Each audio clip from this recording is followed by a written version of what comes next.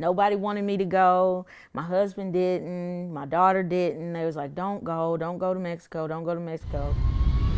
But that didn't stop Tamika Capone from boarding a plane in Memphis in October and flying to San Diego, California, where she then crossed the border to Mexico on a medical transport bus. She took a selfie with others on the trip. They were all heading to Grandview Hospital in Tijuana to have gastric sleeve surgery. She says she quickly realized things were done differently there. They didn't use gloves. And I thought, maybe there's something they use that we don't use in the U.S., maybe on their hands. Days after returning to the United States, she learned her wound was infected with an antibiotic-resistant bacteria called Pseudomonas. Earlier this month, the Centers for Disease Control issued a warning telling people not to go to Grandview for surgery until the outbreak was over. Now I'm at risk, for my life, because I chose to go to Tijuana. Because she had surgery in Mexico, her insurance isn't paying for follow-up procedures. Capone's medical bills are piling up. The insurance may not cover you at all, so you may have saved a small amount and then forfeited a large sum of money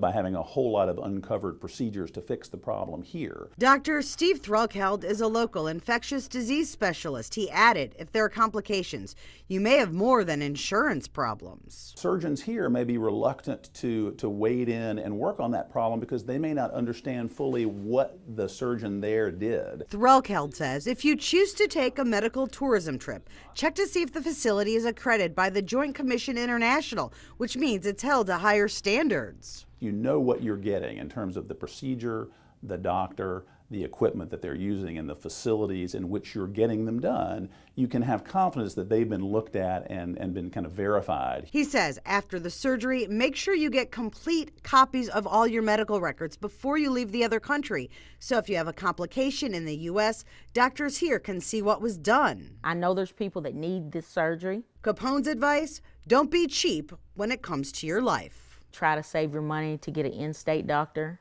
so that you don't have a risk like I did.